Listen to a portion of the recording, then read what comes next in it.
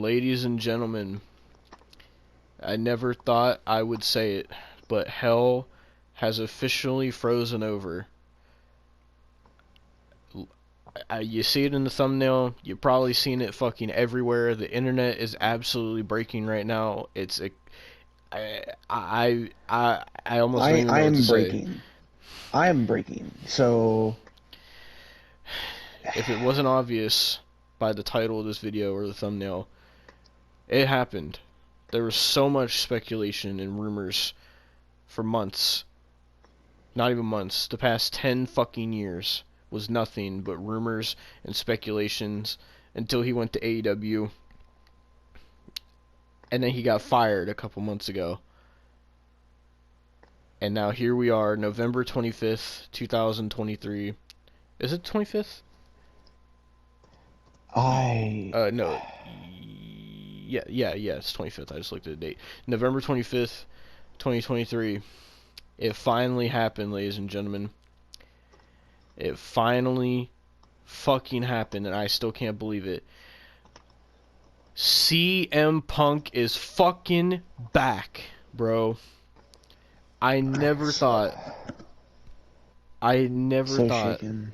that this was gonna happen ever, ever, ever, bro.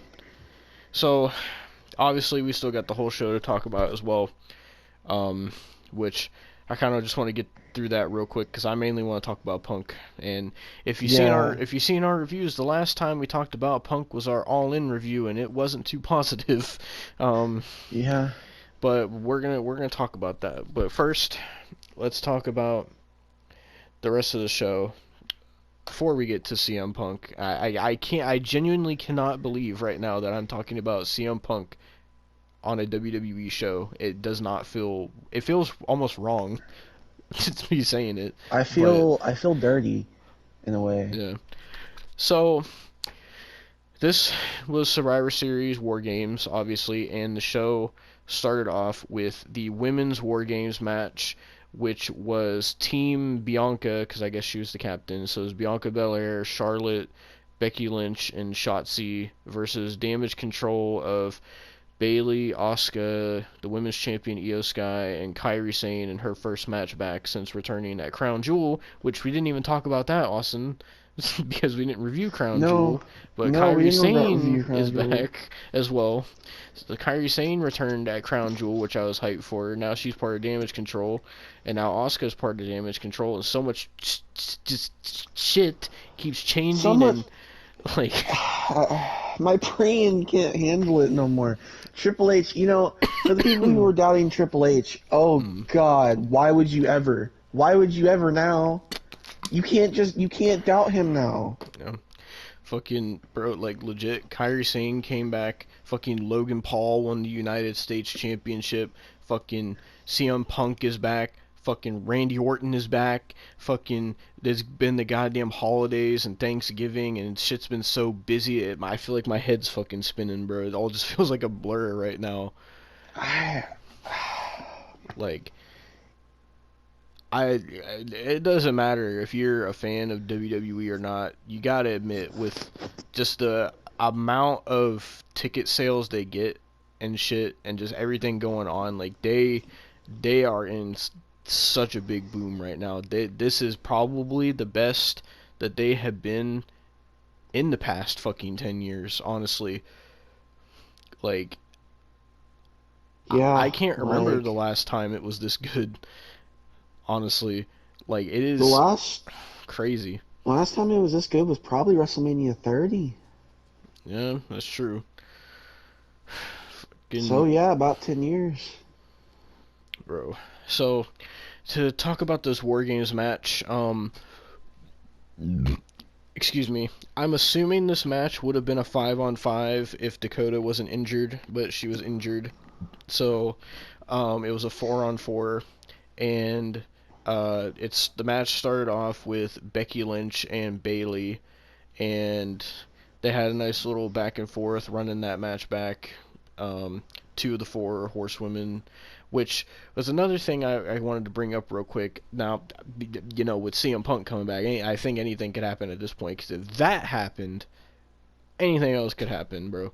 Like, I fucking thought like I fucking thought fucking a wrestler would return from the dead before CM Punk would come back, and now here we are. And fucking so I don't know if you've seen this, but fucking for some reason like Bailey randomly put on her Instagram story yesterday. It was like this photo of like her, Kairi Sane, Asuka, and Sasha Banks, and she was like, "I always have a plan." And people are like speculating that fucking Sasha Banks is gonna come back at some point. Which I mean, if Punk is back, fuck it, anything can Never happen. say fucking never, bro. Like, never Uh, say never. Fuck fine now. Fucking Chris Benoit could come oh back my god. next fucking week. Dude, no, Hey, I it mean, if he like, comes back, he's got a lawsuit that he's a part of. Don't forget. yeah, yeah, yeah. But if you don't know what we're talking about, just go to the podcast episode where we talk about the Rocka-Khan lawsuit. You'll get the context of that. But yeah, fucking Sasha Banks could come back. I don't know, but I mean, it'd be better than that Mercedes Moné shit. And there's been like rumors she's gonna go to AEW, which God, why would you fucking do that? Have you seen the state of their women's division? But nevertheless, fucking so it started off with, like I said, Bailey and Becky. They had a nice little back and forth, and then Team Bianca had gotten the advantage. Which, by the way, this whole pay-per-view was sponsored by Ruffles potato chips, which I'm gonna have to put that in the thumbnail because there was Ruffles graphics all over the place. Jesus Christ. And so the because they got the advantage, one of their team members got to come into the match first, and that person was it was Shotzi, right? Shotzi was the first one to come out of the cage. Yes. Yeah, It was Shotzi. so Shotzi gets in the ring. She had her fucking face painted up like Billy the Puppet from Saw, and fucking on her jacket it had like a picture of Billy the Puppet, and it said, "I want to play war games." Um, and fucking so, I think I forget what weapon she brought in the ring. It was like a kendo stick or something. I forget, or chairs, something like that. And so Shotzi got into the match, and her and Becky started double teaming Bailey. And then the next one to come out was Io, right? Yes. So Io comes out, gets in the ring. I can't remember all the weapons everybody got, but fucking she gets in the ring. Now the odds are evened, and Bailey and Io are in control. And then I think next was Bianca, right? Yes. Yeah, so Bianca gets in the ring. She doesn't even grab a weapon because she starts using her braids as weapons. And so then Damage Control is getting beat up. And then next in the match, in her first match back since coming back, I think, Kairi Sane enters next. And she gets in the ring. Pretty much same thing. All the women going back and forth. And Kairi was like hitting the fuck out of people too. Like she was hitting them hard. Like fucking whatever she was doing in New Japan, like goddamn, she was fucking hitting the fuck out of people. Yeah, fucking people were saying that she probably gave fucking Shotzi CTE with that one fucking, like, hit Oh with yeah, the trash cause can lid. yeah, that's right. Cause Io brought in a trash can, and then Kyrie brought in the trash can lid. That's right. Um, and then the final member of Team Bianca came out, which was Charlotte, and fucking she got in the ring and immediately started botching everything she was doing. I don't know what the hell has happened to Charlotte. She has had such a fall from grace. She like the past, like we were saying this at fucking Fastlane, we were saying this at SummerSlam, we were saying this at Mania. Like I don't know what has happened to Charlotte since she came back, but she is so ass now. Like she used to be really good, but she botches so much. It's weird. I don't understand it. I don't know what happened to her, but she is just awful now. And I don't know, man. so she gets in the ring and starts dominating everybody. She hit fucking Kairi Sane with this nasty power bomb. Fucking then the final member of Damage Control, which is Asuka. It feels weird to say that still, but she fucking goes and gets these like black and blue kendo sticks, and then she also brings in the table, which got a huge pop from the crowd because for some reason they were really wanting tables. They always and really want tables, man. and so they set the table up. Fucking then pretty much the match officially starts. The War Games begins, and fucking all the women are going crazy. Fucking probably the craziest spot was when Io climbed on top of the cage and Dakota helped her get another trash can up there. And Dakota was interfering in the match a couple times as well. But Yeah. she gave Io the trash can, and Io recreated the trash can spot from the I believe it was the 2020 War Games. She put the trash can over her head and jumped off the top of the cage and landed on everybody.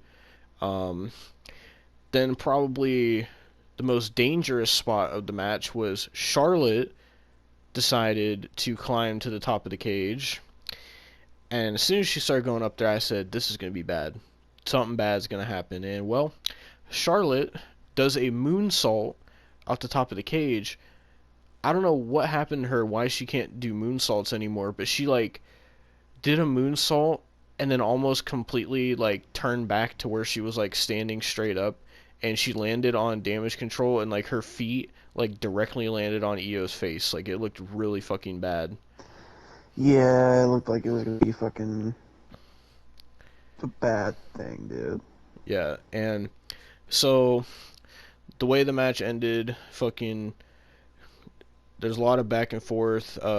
Bailey had to save damage control a couple times, and then the way the match ended was every member of damage control got taken out besides Bailey, and then she got ganged up on by everyone. They lifted her up on the top rope, and Becky hit a manhandle slam on Bailey through the table, covered her 1, 2, 3, and Team Bianca wins the Women's War Games, which everybody's saying that now this is probably going to be what makes damage control turn on Bailey now, and they're gonna fucking kick her out of the group, which people have already been speculating because they've been doing like these promos where like Asuka, Kairi, and Io have been like talking in Japanese, and Bailey doesn't know what they're saying, and then Dakota has to like translate, but you can tell she's not telling Bailey what they're actually saying and shit.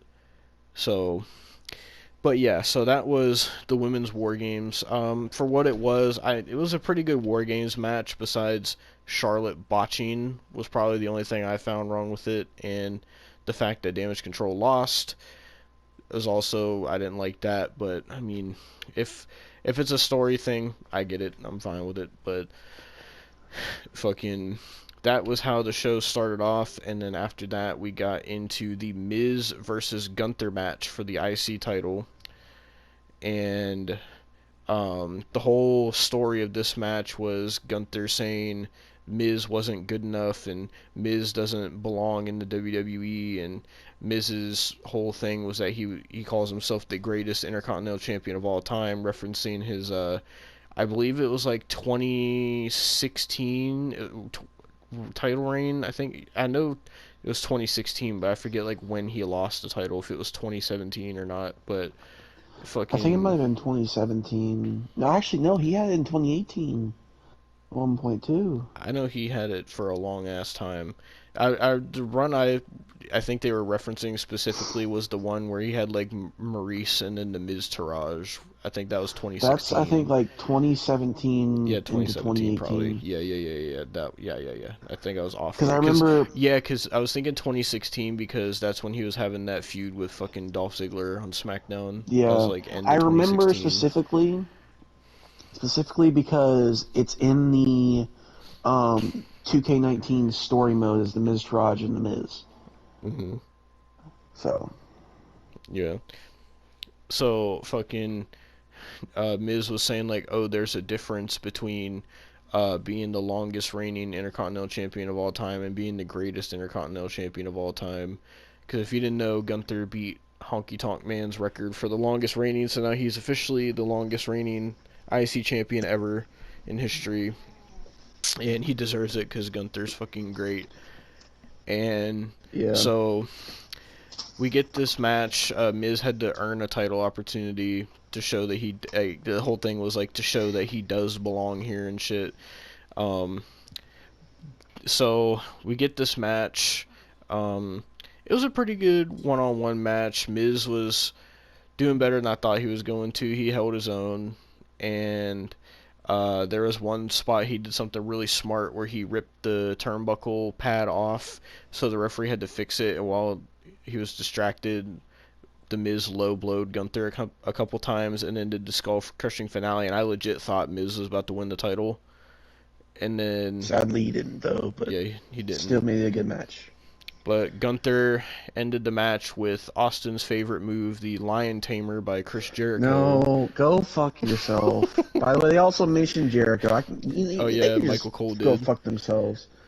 Yeah, I it was Michael mean, Cole that said it.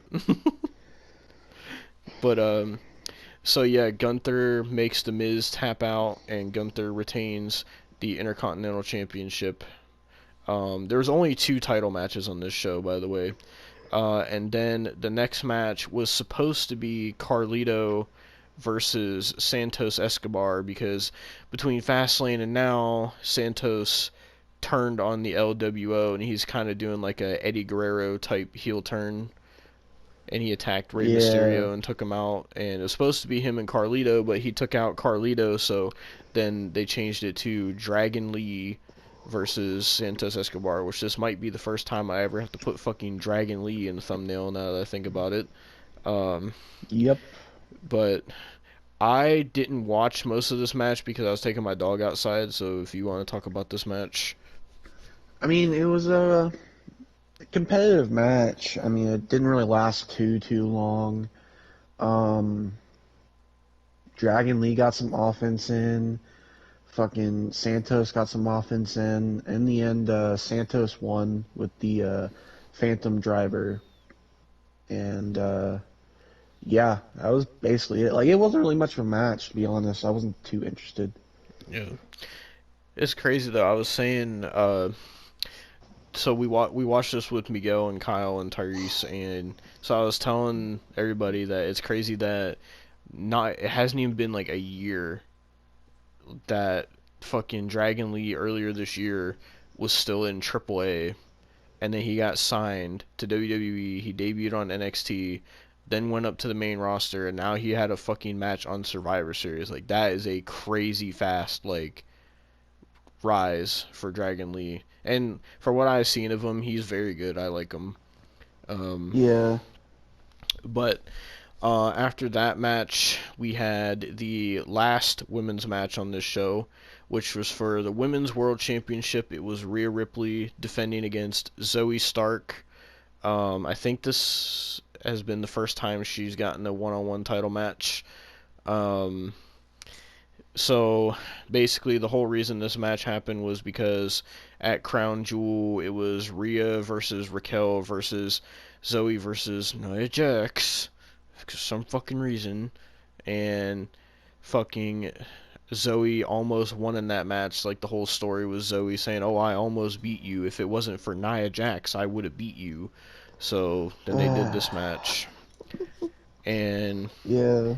fucking so Zoe comes out, and then Rhea Ripley comes out, and fucking I forget, people were saying on Twitter what her attire was based off of, but I can't remember what it was. Um but she was wearing like black and white gear. It looked really nice.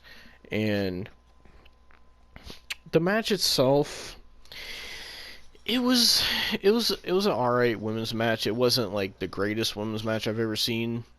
Zoe Stark is definitely good. I feel like she does need to be built up a bit more. And I mean, Rhea Ripley is just Rhea Ripley. She's fucking great. And um, Zoe tried to go for her finish. I keep forgetting what her finisher's called. It's like she like grabs you for like a something, and she like flips you over and then knees you in the face. I forget what it's called. It's her finisher. They called Um, it like the 360. yeah, something like that. And she goes to do that. Rhea Ripley counters and then hits a Riptide 1, 2, 3. Rhea Ripley retains. which I assumed that was going to happen. So no titles changed hands on this show. Rhea Ripley retains the Women's World Championship. So, with all that out of the way, now it's time to talk about the main event, the Men's War Games match. Yep. Alright, we will talk about the Men's War Games match. This was, I'm assuming Cody was the captain, so I'm just going to say Team Cody.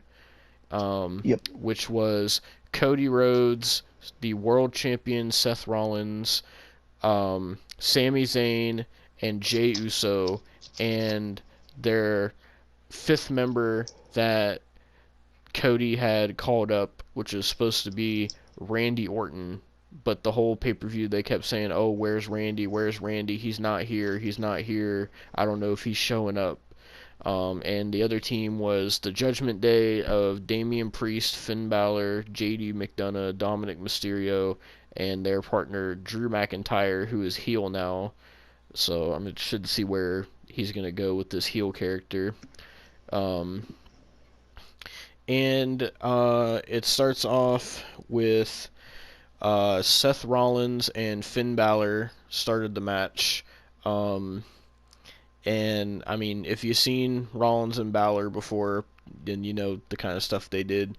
Seth, though, I do want to say, with as much as he's like talking about his back injury and saying his back hurts, I pointed this out when we were watching this match.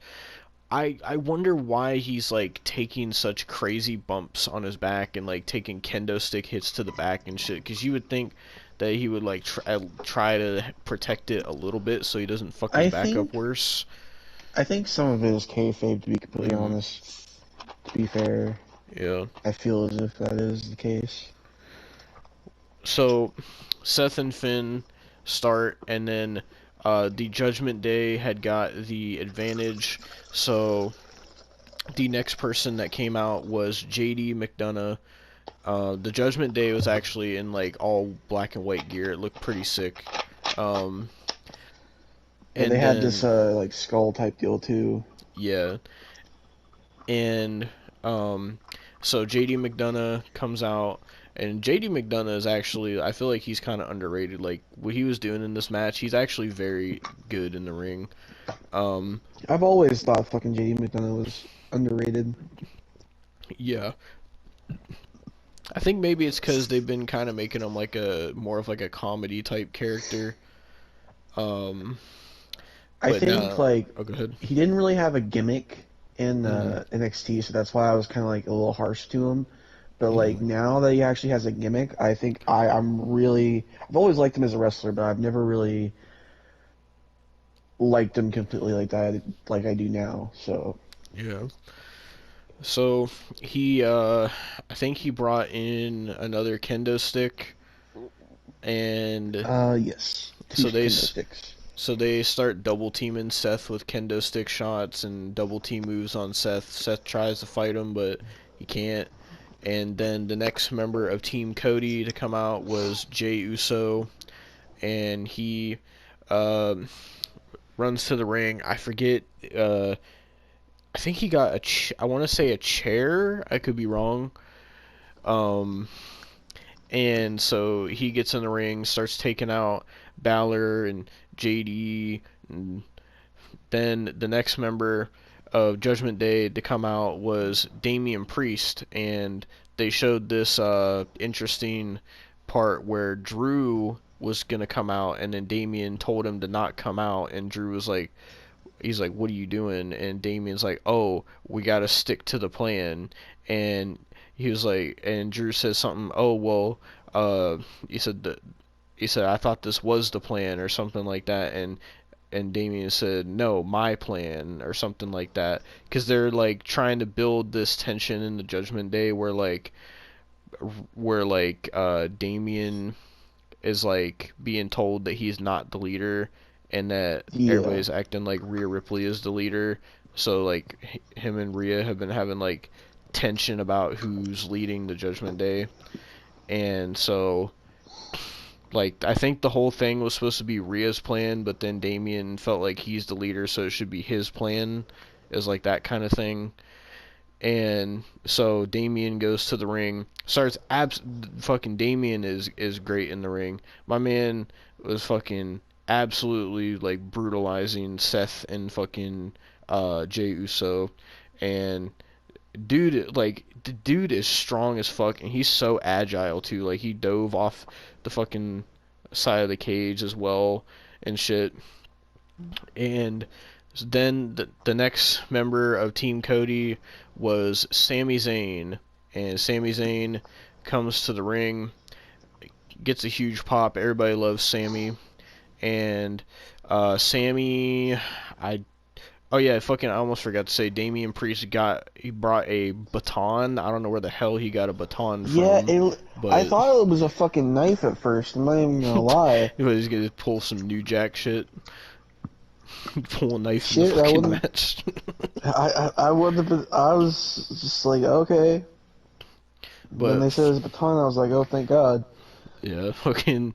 But I forget what Sammy got. I don't remember. Was it a fucking Table. table? Yeah, it was the table. Yeah, So because the crowd was chanting, like screaming, "Thank you, Sammy." yeah. And so they bring the table in the ring, and Sammy and Team Cody start beating up the Judgment Day. A lot of back and forth, a lot of really great moves as well. There was one move where JD McDonough caught Jey Uso in a Spanish Fly. It looked really nice. Fucking Sammy hit a really nice looking Blue Thunder Bomb. I forget who it was on. Um, but so then the next member of Judgment Day was obviously Drew McIntyre. He comes out, dude is fucking jacked. He's huge too, and Drew fucking stalks his way to the ring.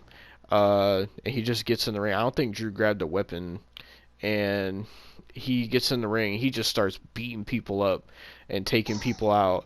And then Drew fucking sets his sights on Jey Uso because he has this whole thing where he's like angry at Jey Uso because he says your family embarrassed me in front of my family at Crown Jewel, basically saying how like Solo screwed Drew out of the Universal title at Clash at the Castle last year, and so Drew wants to take out Jey Uso even though Jey Uso wasn't there, and it would make more sense if it was Solo, but Solo's on SmackDown. It's really weird. Um, so fucking Drew has his sights set on Jey Uso. They start going back and forth, but Drew fucking starts beating his ass. And then the last member of Team Cody comes out, and it's obviously the captain, Cody Rhodes.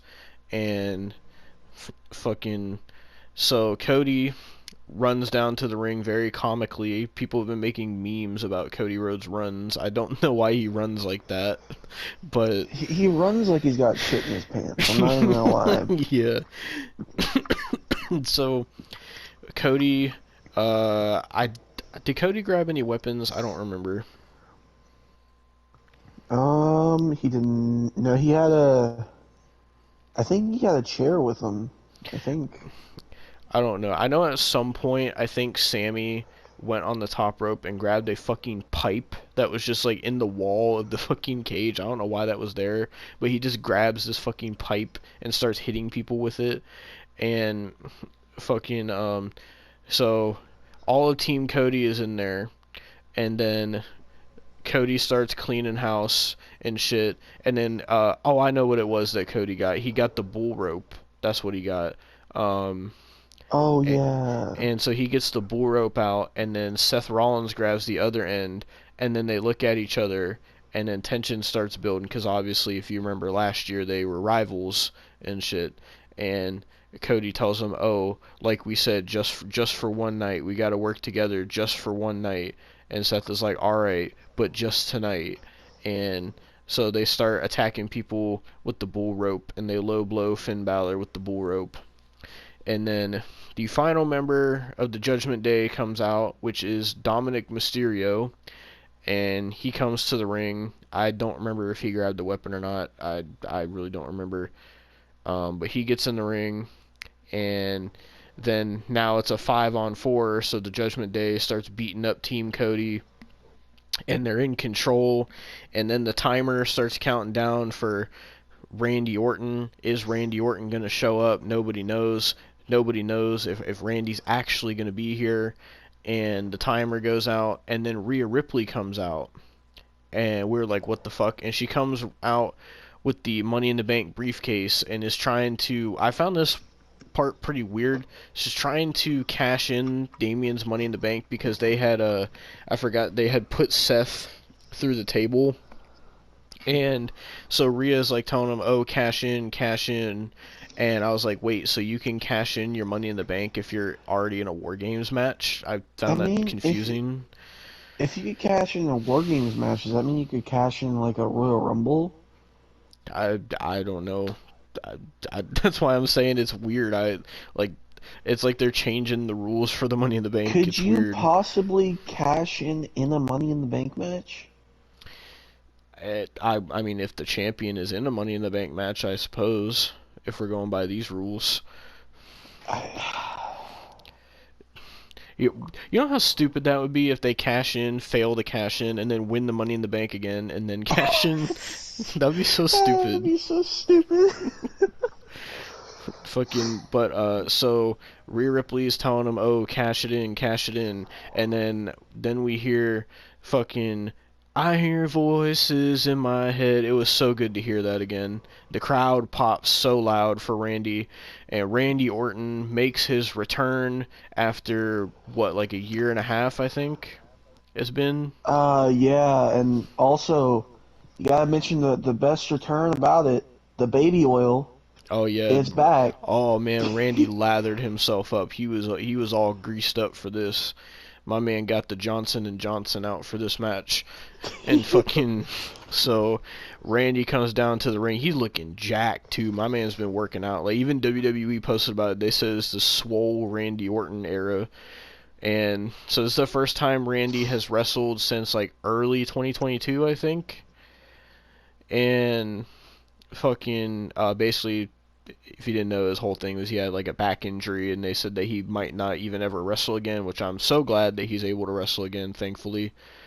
And so Randy gets in the ring, and the Judgment Day look like they're all scared to death of Randy Orton, and fucking so Randy starts beating up JD McDonough and shit, and or no, fucking so Randy gets in the ring, and then he starts beating up the Judgment Day, and then he starts fucking calling for the RKO, and all of a sudden he like turns his attention to Jey Uso because storyline wise it was the Usos that took Randy Orton out for a year and a half. So he went to RKO Jey Uso, but then Jey Uso was like, he was like, no, no, no, no, no, I ain't like I was last year or whatever. And then I think it was Damian Priest tried to attack Randy from behind, and then Jay super kicked him. And then I think it was JD McDonough that got RKO. No, it was Finn Balor that got RKO'd. Wait, no, was it Finn or Dominic? I don't remember because I know JD was the one from on the top of the cage. Um, I'm just gonna say it was Finn. I don't fucking know. So fucking Finn eats a thick ass RKO. It felt Oh so no, good to it see was an RKO. JD. Oh, it It was was. JD. He got RKO'd twice. Yeah. Jesus Christ. so JD eats a thick ass RKO, and I was like, man, it's so glad to see the RKO again. And fucking then we get this standoff with Randy Orton and Drew McIntyre. And if you don't remember, back in like 2020, 2021, Randy and Drew were feuding over the WWE Championship at the time. And so they have history, and they're having this like standoff, and they start beating each other up, and it's high intensity. And then the Judgment Day starts jumping Randy Orton, and then Team Cody comes in, and everybody's brawling everywhere. Everybody's attacking everybody. It's crazy. And then fucking Team Cody ends up getting in control of the Judgment Day. And so JD McDonough decides that he's going to climb the cage for some reason, So then Seth Rollins and Sami Zayn climb the cage, and they're up there punching JD McDonough, and then Randy Orton gets in the other ring where they are, and he's looking up at him, and he's telling him throw him down, and we're like, what is about to happen? So Seth and Sammy throw JD McDonough off the top of the cage, and Randy catches him in a fucking monster RKO. It was so beautiful. And then after that, fucking Cody Rhodes hit a crossroads and got the pin. 1, 2, 3. Team Cody wins the men's War Games match. It was his fucking. It was just funny how like they gave Cody the pin and fucking we were watching it. Kyle was like just so he was just so done the whole match. He was so quiet. Yeah. He was so quiet. Like, he said like 2 things during the whole match. Yeah. Kyle was pissed. And then, so, Team Cody wins the match. Everybody's happy and joyful, and yay, Team Cody wins, and they're having a celebration, and Randy Orton's hugging everybody, and he's being wholesome Randy Orton, but I'm telling you, he's just one step away from being bald-headed, baby oil, punting people in the skull, 2010 Randy Orton. Yeah. I hope he goes back to that again. I want him to be sick, sadistic Randy again. You really gotta set the scene here, though, because the timing was perfect when Kyle said what he was gonna say. So, before we talk about that, Austin, could you imagine he goes back to being sick, sadistic Randy Orton, and he has a feud with Cody Rhodes, and Randy goes to fucking Cody's house and RKO's Brandy? Could you imagine? Oh, that would be better than tonight, bro.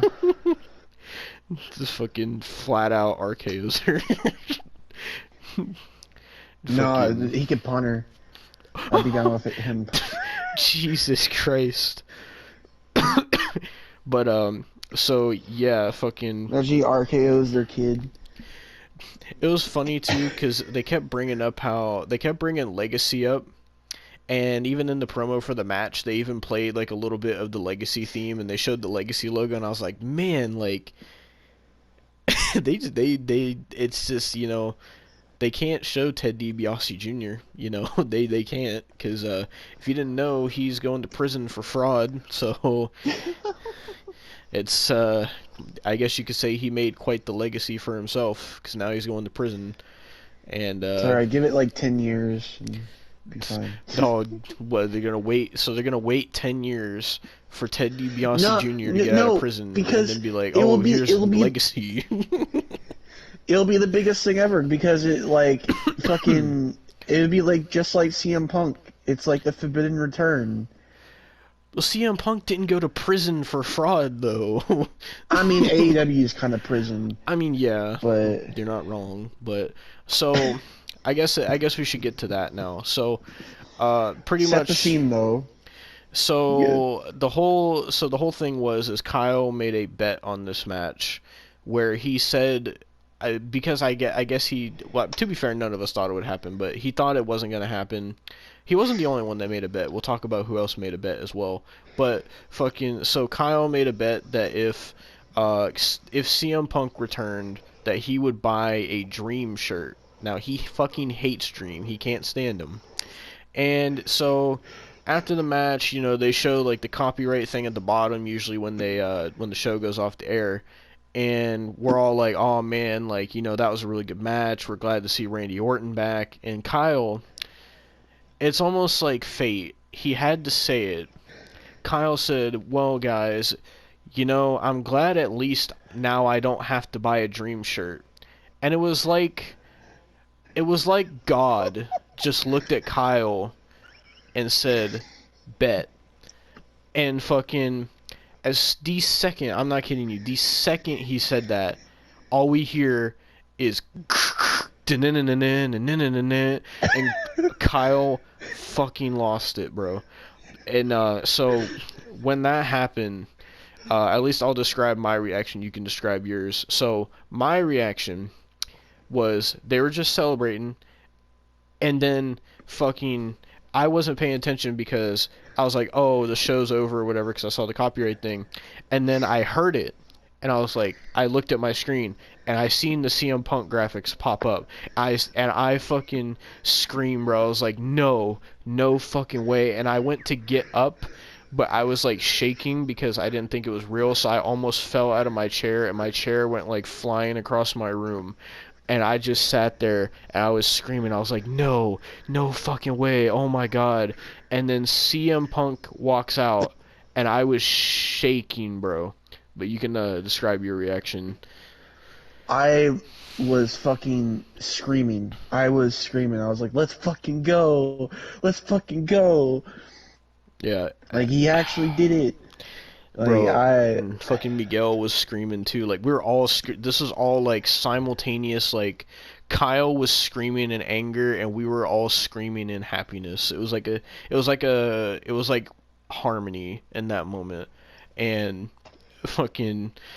So, um, fucking, we were all screaming and flipping the fuck out, and I was just like, bro, I can't believe it. Like I can't fucking believe it.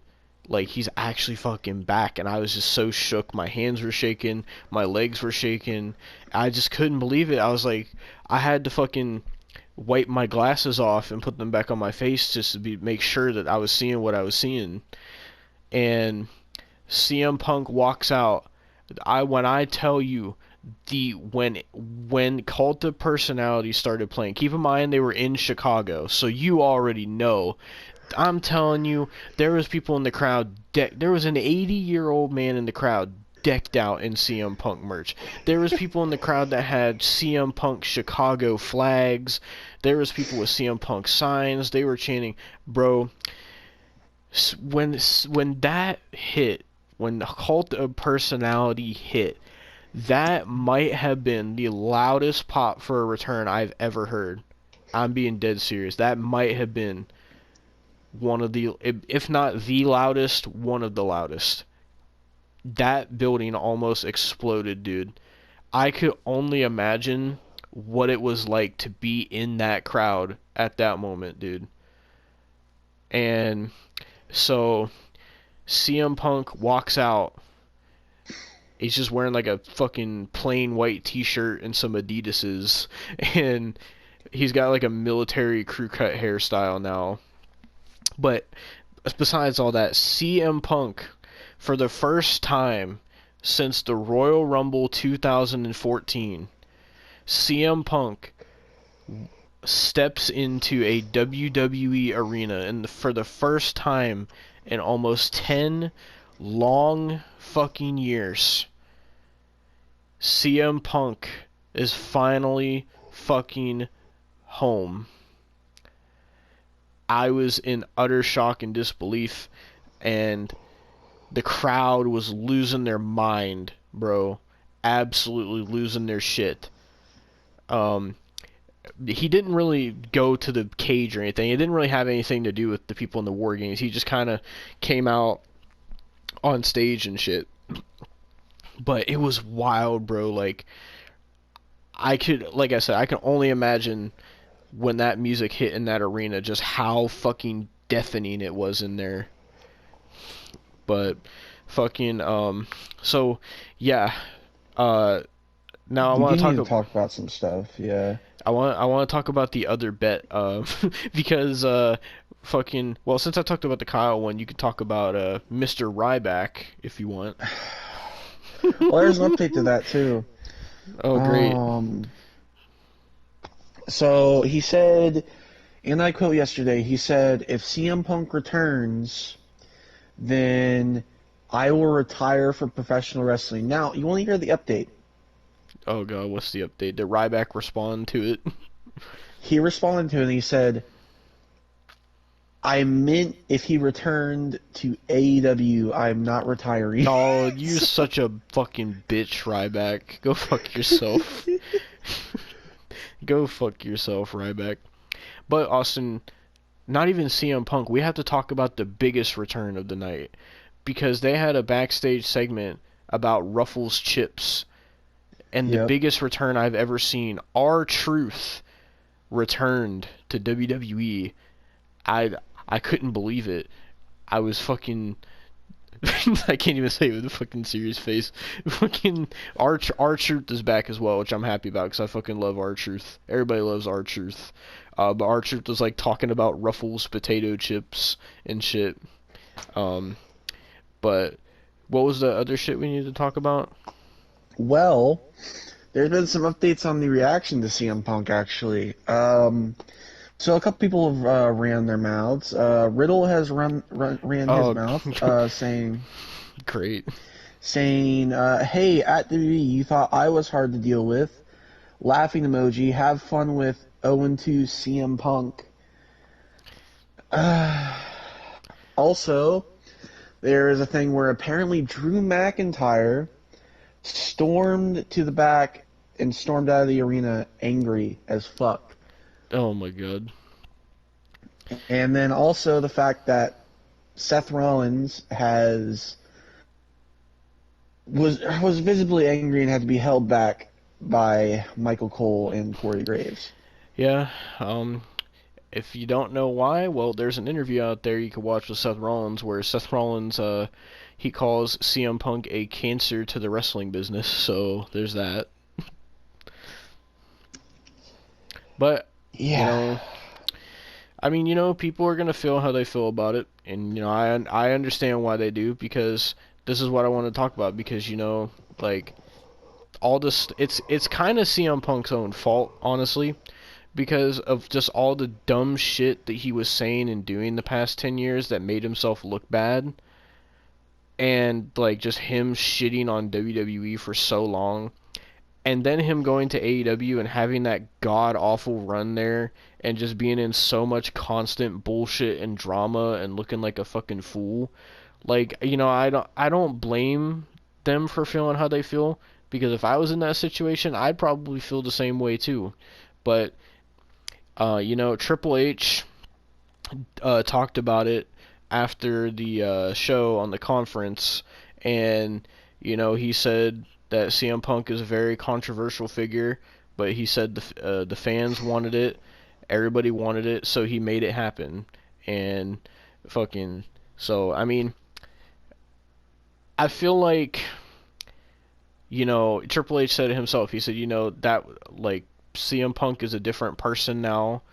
I mean, bullshit with AEW this year, but regardless, he said CM Punk is a different person now. He's not the same guy he was 10 years ago. And he said that people change over time, and that it's not the same WWE that Punk was in before. It's not the same company, so he's not going to be dealing with like Vince and shit like he was before. And Yeah. fucking so I'm really hoping that this goes well because this is huge, like so huge in fact that like right after he returned they already got new CM Punk merch. They already put Punk merch out. Like these motherfuckers knew. Triple H said, "Yeah, we are making bank off CM Punk, bro." Like Yeah. fucking there's already a new Cody CM Rhodes Punk has some t-shirt. thoughts. What did he say? Well, it's a video. Give me a second. Let me fucking turn up the volume here. If he can help with where we're going and what we're doing, absolutely. Welcome aboard. Welcome aboard. And I have a feeling that the CM Punk that potentially we're getting is hungry. And that's the best. That's the best. When someone's hungry, when somebody wants something, when it's real. And I'll give kudos and flowers to Triple H and Nick Khan for getting that done. You could ask all the boys and girls till they're blue in the face, hey, how do you feel? You might get up, you might get down, a wide range of emotions, but the first thing always is business. And again, we're doing record business. Feels like everybody wants to be here. More the merrier. If you can help, absolutely, come on board. Well, while Austin is dealing with that, I'm glad that Cody brought that up, the business part, because I was talking about this with them while we were watching Survivor Series, and I was like, like, I wonder if it was like a thing of like they were mad because like they just weren't told that it was happening, so they didn't know that he was gonna show up. I don't know, but fucking like what I wanted to say is like I'm glad he brought that up because business is the most important thing, and I feel like I don't know if they're gonna do a match with him and Seth or not. I don't know, but if they do, I feel like Seth is the type of guy. Even though he fucking seems like he hates CM Punk's guts, I feel like he's at least professional enough to know that business comes first, which is something that I do fucking credit WWE for, and it's something that shows in AEW because they obviously, with everything that was happening with CM Punk, they absolutely were not putting business first. They were letting Nope. their personal feelings run wild. That's why there were so many physical altercations. That's why there was so much trash talk. That's why fucking Tony Khan's life was apparently in danger and shit. Like, and that also goes back on Tony Khan for not taking the initiative and running his fucking company and worrying about the business and stop worrying about people's petty drama. And that just shows how unprofessional they are, for lack of a better word, because they did not put business first. If they put business first, CM Punk would probably still be there. And if they put Yep. business first, none of that stuff probably would have happened how it happened. But they didn't, and you all seen how it went. It was a complete disaster. And I'm really hoping that this time around that this is like the Punk that everybody has been wanting to see. And I feel like I'm hoping this Punk is going to be the same Punk that we got during his feud with MJF and how great that was. Because that Punk seemed like he was giving it his all, and he was loving wrestling again, and he was hungry, like Cody said. Like, I hope it's going to be that CM Punk. Because if it's going to be like the CM Punk getting in petty drama with people, I don't know if he'll last long there. But it's one thing I told Austin. I know for a fact that Triple H and Nick Khan and everybody else, they are not going to put up with that shit at all. Like, there is no way. If that were to happen, there's no way that they're going to sit there and be like, oh, well, Punk, we're just going to move you to SmackDown and you're not going to associate with Seth Rollins. They're not going to do that shit. They ain't going to put up with that shit. I can already tell you that. Yeah. And just by what Triple H has said and now Cody saying it, I don't think... I'm confident in saying that I don't think that that's going to happen because I feel like they know how to handle those types of situations. Yep. So, but... yeah, I mean, either way you look at it, it just all makes AEW look really fucking bad. It really does. Like, the fact that they treated, like, you gotta think about it this way. They treated Punk so bad that he came back to WWE, something that nobody thought would ever happen. If that doesn't show you, if that is not the thing that shows you how bad AEW is, I don't know how else to convince people that it's bad. I don't know what else. Like, CM Punk has been known as the guy who would never, ever, ever come back to WWE. No matter what he said, there was never going to be any amount of money, never any whatever plans they would tell him. He wasn't, absolutely not. There was no way ever. And now it's happened. And I don't know if that's because of how bad AEW treated him, or if he just finally decided to grow the fuck up and be like, you know what, I can't sit here and bitch about stuff that happened 10 years ago anymore and get over it, which I think maybe he's finally been able to do that. Because I've seen shit about, like, he was, like, talking to Triple H and trying to make amends, and he was, like, trying to talk to some people there and try to, like, make things right and shit. And I hope that that's true. I really hope that he, kind of grew up a bit and really, tried to take accountability for stuff he did wrong and, obviously Triple H probably apologized for how he was back then too, because he was a very different person back in 2014 as well. He isn't the Yeah. the great guy. Like, he wasn't a bad person back then, but he's definitely not like the wholesome like Papa H that he is now at that time. Um, Things were just very different back then, and I really hope that I mean, obviously things got to be somewhat good now, because if they weren't good, CM Punk wouldn't fucking be back. But I'm glad that it's happened. Like I said, the past couple times we talked about CM Punk was at All In, which was right before he got fired. It was actually like a fucking what? It was like a week before he got fired, actually, when that I happened. think so, yeah. Yeah. And like, just I remember us talking for months and months and months and months about, oh, CM Punk is in this drama, CM Punk is in that drama, CM Punk is in beef with this person and backstage shit with this person. It was just like constantly. And you know I never there was some times where I was like, like Punk might be at fault, but I don't think he's ever been 100% at fault either. I don't want to put all the blame on him for everything, because I feel like that's not right to put the blame 100% on him, because he's not the only person in the situation. And you know fucking, especially the shit with the Elite, I know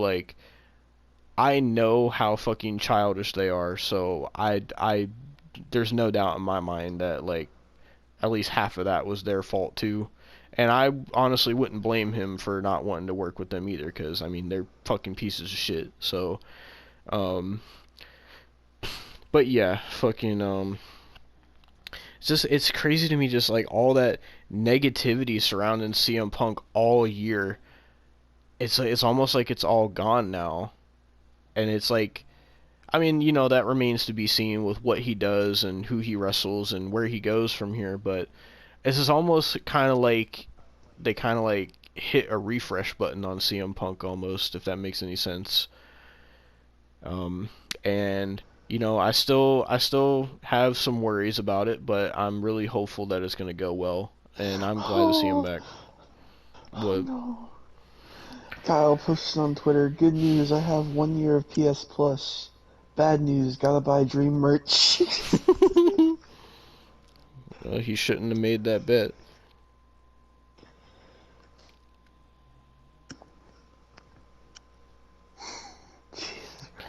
Oh god, I'm seeing a video of them holding back Seth Rollins now. He's like screaming "fuck you" at CM Punk, and he's like flipping him off and shit. Yeah.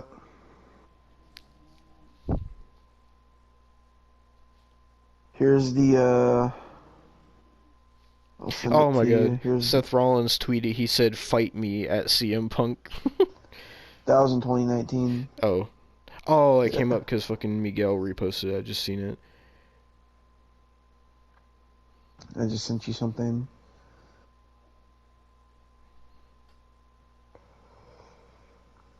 The Drew McIntyre thing. Did you send it? Hold on, let me okay. Let me go back. Okay, there it is. Let me see it.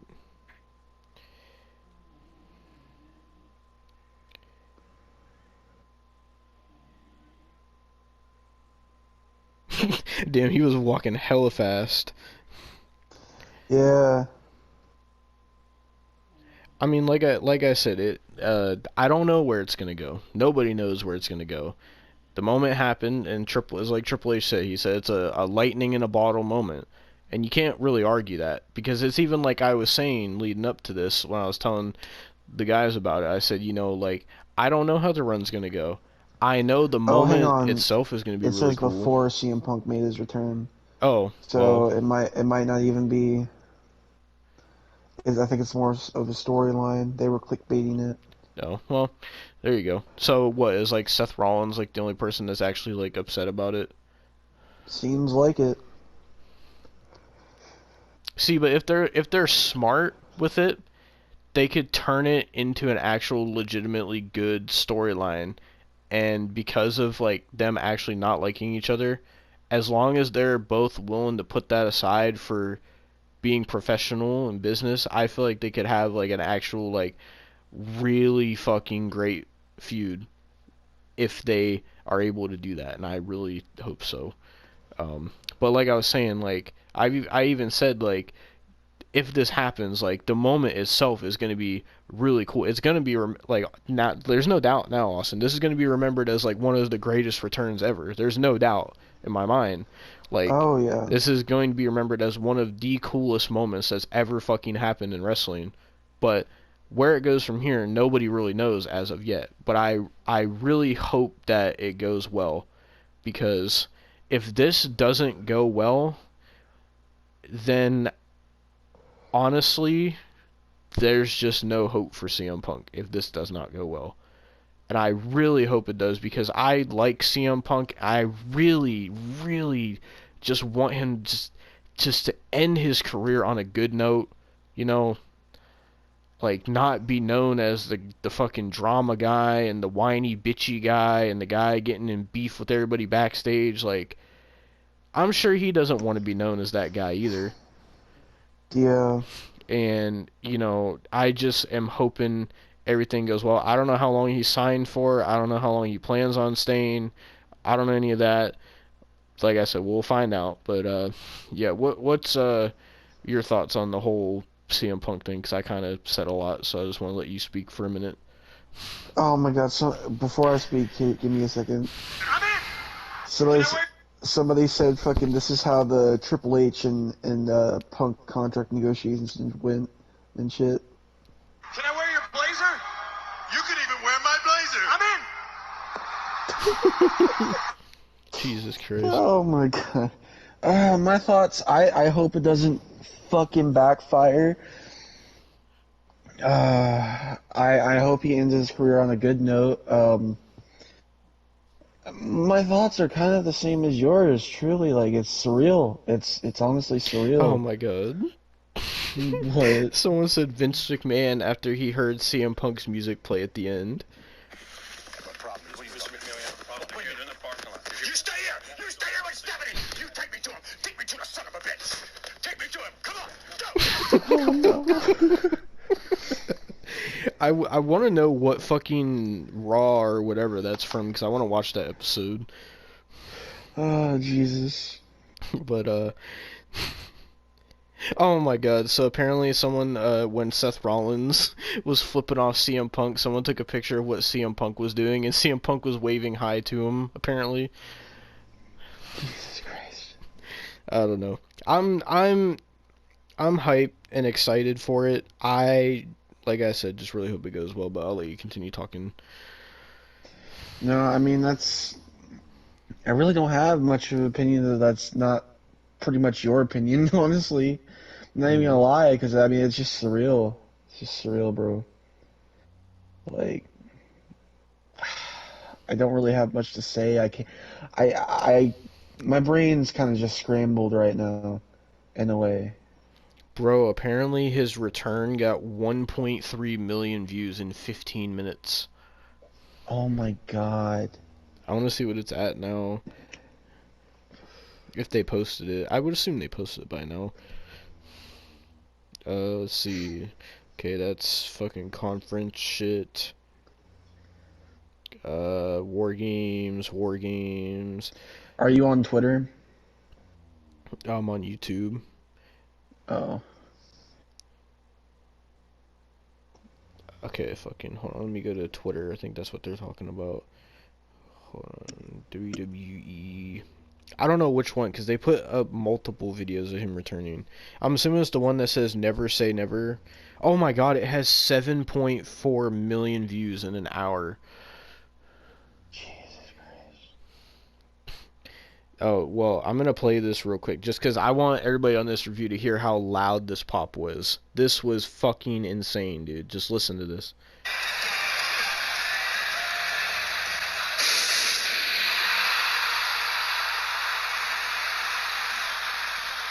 Like, dude, it was so insane. It was so loud that it cut out. Jesus Christ.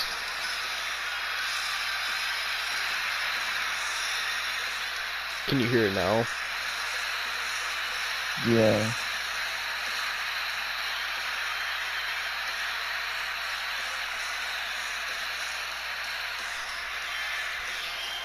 You know, that also shows that Will Ospreay's a pussy because fucking Seth Rollins called this man a cancer and he still came back to WWE, and fucking him and Seth and Will Ospreay got in Twitter beef, and Seth said, "Come here and fight me," and Will Ospreay said no, and he's fucking signed to AEW. What a pussy. Jesus Christ. But yeah, that's how fucking loud that was, dude. I wish I would have recorded our reactions, but I didn't think it was gonna happen. So, fucking man, I'm so glad that we got to experience that moment together, because that's something I'm always gonna Yeah. remember, man. Oh yeah. Like, I wish I could have been in the arena in that moment. I wish, bro, just to experience what that was like live with that crowd. Honestly, would you say people were gonna say, "Oh, you're comparing WWE and AEW." I don't fucking care. So, fucking, what would you say? The pop was louder for CM Punk's WWE return, or was it louder when he debuted in AEW on the first episode of Oh, Rampage? WWE return. Obviously. I think they said that, I forget how many people were in this crowd. I know it was like something Like thousands. like 17,000, I believe. God damn. That arena was fucking packed. You realize, like, this show was sold out like 5 months ago. Like, that's how well their business is doing right now. Survivor Series, like, Yeah. sold out like 5 months before the fucking show, before any CM Punk rumors started. I think it sold out while he was still in AEW, actually. Yeah. Like, that's fucking wild, dude. And like, they're already advertising the Royal Rumble as well. It's gonna be January 27th, I think. And there's also advertising another event in Saudi. I think it's a wrestling event in Saudi Arabia. I don't know. They keep advertising this thing called WWE Experience, whatever the fuck that's supposed to be. It's gonna be in January. But besides that, this is the last pay-per-view of the year, pretty much. Yep. Because I'm assuming you're not watching NXT Deadline again. So, fucking, I mean, it depends on the card, truly. I know they're doing those like weird 5-person matches again. I don't remember who's all in them though. But I mean, just retrospectively, with us, reviewing the Rumble and Mania and fucking Money in the Bank and fucking SummerSlam, Fastlane, now Survivor Series, like, just now that this is like at least the last main roster big pay-per-view of the year, because there's not going to be anything like this until the Rumble now. So from the Rumble until now, how would you say it's been this year for WWE pay-per-views? I don't know. Man, it's been great. Like, when it comes to pay-per-views, these have been the only ones I've kind of looked forward to. Bro, think about this. Think about this. The year started off with Cody Rhodes winning the Royal Rumble, and it ended off with CM Punk coming back. I don't think you can get better than that. I fucking who goddamn knows? Who goddamn knows what's gonna happen next year? Like I said, with CM Punk being back now, I'm convinced anything can happen now. Absolutely anything. I'm convinced somehow Triple H can make Sting versus Taker happen Fucking at Mania. I'm convinced. Like, there's if he can make the impossible happen, yeah. I don't know, man. I'm very excited to see where it goes from here, because now we got, from Fastlane until now, we got Kairi Sane back, we got Randy Orton back, we got CM Punk back. Who knows who else is gonna come back by the Rumble? Somebody might even come back at the Rumble for all we know. I don't know. bro. The Or scary part fucking, is look at the the main event roster now. We have Cody, Punk, Seth, AJ Styles, fucking Gunther once he loses the title, Roman, LA Knight, Solo. It's getting to the point Solo's going to be a main eventer. Jey Uso, Drew McIntyre, Damian Priest. It keeps growing, dude. Would you consider Sami Zayn in that? Yeah, Sami Zayn too. Yeah. Fucking they are fucking stacking their roster, bro. Oh my god, fucking hell. They not even just that. The women's division is like so much fucking better now. At least on SmackDown, it's so good on SmackDown. Raw has Nia Jax, which I can't defend them on that one, but fucking like man, like fucking Why? what? Give me a fucking Tony Pizza Guy again when I shit my pants full of doo-doo and he put this. Oh CM my Punk god, yelling. bro. Jesus Christ. I I still can't get over the fact that this is real, man. It's still like going through my mind. I'm trying to comprehend that it happened. It's gonna take me a while to fucking fully be like, yes, this is real. I still can't believe it, bro. Like, like Randy's return was already awesome enough because I missed him, and then just Punk on top of that. It was like man, like Triple H just really fucking was like, you know what? I'm gonna be in my fucking bag tonight. I don't give a fuck. He said, Tony Khan, you want to run against me tonight?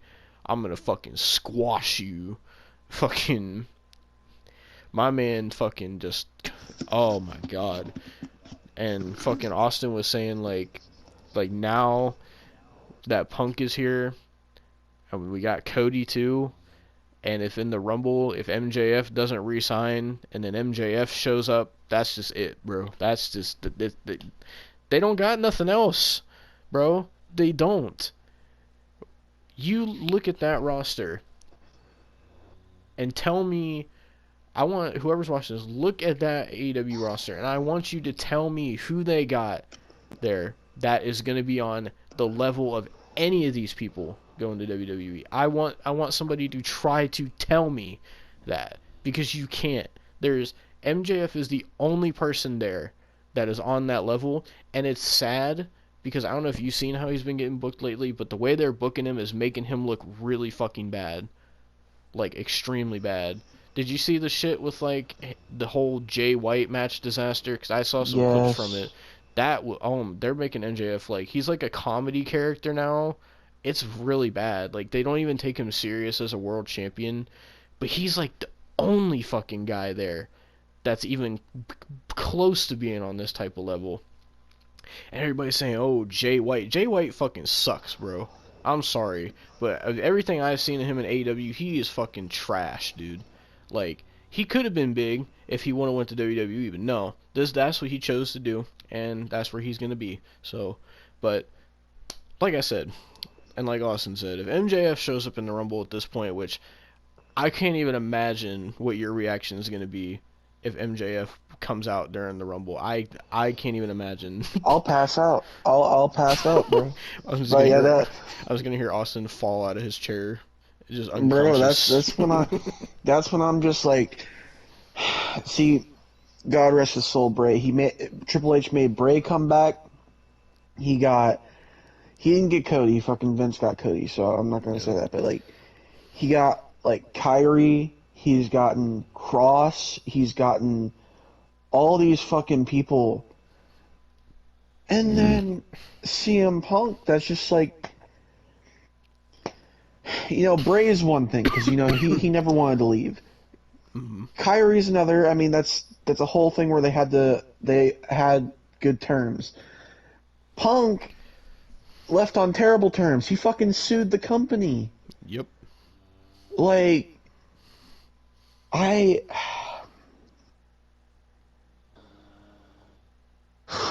they get MJF. If they get MJF, it's just over, bro. It's just there's nothing they can do. There's no one that they have that they can do anything with that's gonna even be close to this. Like, I'm sorry, but that's just how it is. I know there's If they get AEW MJF, fans, they're gonna fall worse than WCW.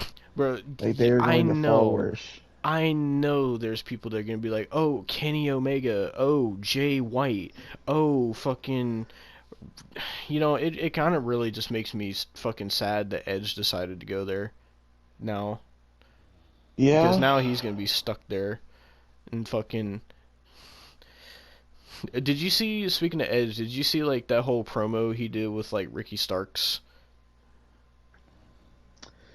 I did not. So they were doing this promo. It was Bryan Danielson, Ricky Starks, and Edge, and like Ricky Starks was like doing his promo, and Edge was like getting mad, and he was calling him a fucking Rock ripoff and saying, "Oh, well, you just stole your gimmick from the Rock. You stole how you dress from the Rock," and like he was like really pissed. Apparently, Edge was like legitimately fucking pissed at Ricky Starks. Jesus Christ. I seen that. And I was just like, it's like every time I see something in this company, it's just always like somebody has fucking drama. Like, it's always like people are having petty drama, or people are upset with how they're being booked or how much TV time they're getting. It's just like, bro, they are in shambles, bro. You know what? I gotta see something, because this will really tell me fucking, because this dude is a fucking AEW dick sucker. I want to see what JD from New York said. You know how much of a dick sucker he is too. Yep. Let's see. Let's see. Fucking. So the only tweet he put out about it was "holy fucking shit," and then he said no, a bet is a bet. I don't know what his bet was. Oh, apparently, so he made a bet that if CM Punk came back, that he would like start doing videos with no hat on. Apparently, he's like balding and shit. Jesus. But okay, that's all he said. So I don't really know. Fucking. Did Tony Khan say anything about it? I actually want to see. Let's see. The only thing he's been doing is tweeting about Rampage. Oh my god, the comments are just people spamming screenshots of CM Punk.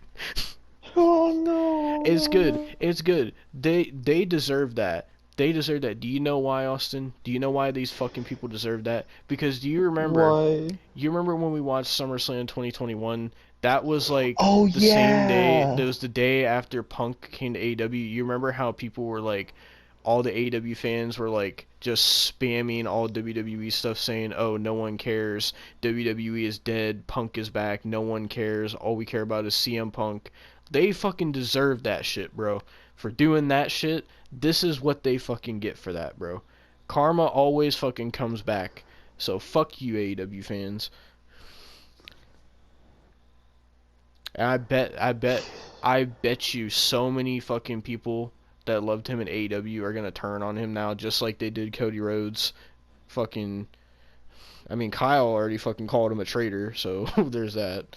But fucking, but yeah, so fuck you, AEW fans, and this was a crazy fucking show. Just the show itself, before that even happened, it was crazy. The War Games matches were really good.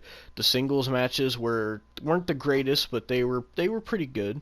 I feel like the best matches were definitely the War Games matches, though.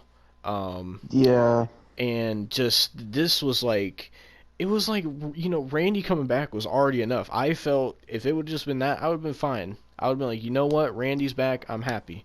But this is like the icing on top of the cake. Not even the icing. This is like a fucking sensory overload of just what the fuck am I supposed to do to process what's happening right now. Like, oh my god, bro. But yeah, I don't even know if I can say anything else at this point. All I can say is CM Punk is fucking back, and I'm damn happy. That's all I can really say. Yep. It's fucking back, I. man. I'm so happy, bro. Oh my God. Somebody said he's back.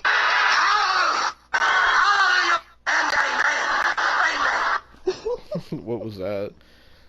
It was fucking Vince McMahon doing the whole fucking. It was like after the Shawn Michaels and God versus Vince and Shane, Oh my god.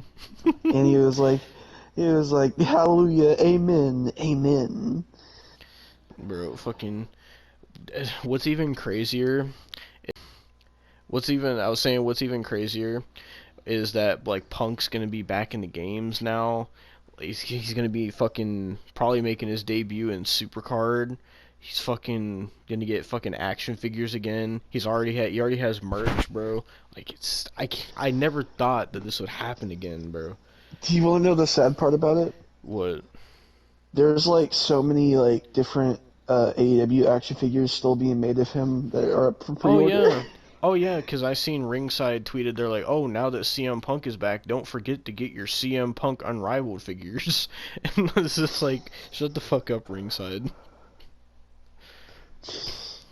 Fucking, I wonder if like his AEW figures are gonna become something that's like rare now, or something. I don't know. Bro, that's fucking crazy that like, I was telling Miguel this, like, it's crazy that like CM Punk and Cody Rhodes are both in the AEW game too. That's fucking crazy. I seen people were mad too. They're like, "Oh, WWE games, you better fucking get Punk scanned." I swear to God. But yeah, I would be shocked if he's not in 2K24 because they could use that to get fucking so much more money if they announce him as like DLC or something, Yep. or if they even make like a CM Punk edition or something. Oh, bro, that'd be sick if they made like 2K24 like the cover and like the same kind of style like they did WWE 13. That'd be sick. But Yeah. yeah, I feel like this doesn't feel real with me saying all this. It feels like I'm just like it feels like a dream I'm making up, but it's actually real and I still can't process it. Man, I just feel so much happiness right now. Like that's what I love about these moments in wrestling that just make you feel so happy and you just like forget about, even if it's for a little bit, like you just forget about everything that you've been stressing over and just everything going on in your life, and you can just like just put that all to the side and just have something that makes you happy. And that's, I'm really appreciative of moments like this. That's why I got into wrestling in the first place. But yeah, Oh yeah. but we'll see where this goes from here. Are you ready to end this review? Yeah, I'm ready to end it. Well, that was your review of Survivor Series War Games 2023. What a fucking show. What a fucking moment. And what a fucking night. And this is going to be remembered forever. This is a night that will be remembered forever. Um, the night where hell has frozen over and CM Punk is finally back in WWE. I never thought I would utter those words. I never thought I would have to put him in a WWE thumbnail. I never thought we would be talking about him on a WWE review. But now anything could happen. But with that being said, thank you guys for watching. And the most likely the next current WWE review is probably going to be the Royal Rumble, I'll say. Just most likely that's probably what it's going to And be. unless I decide to watch Deadline, Yeah. But I guess the next big review anyway will be the Royal Rumble. But yeah, fucking in the meantime, we're still gonna be doing our classic WWE reviews and WCW and TNA 2010 and all that fucking shit. And yeah, thank you guys for watching, and we will see you all in the next review. CM Punk is finally fucking back, bro. Let's fucking go!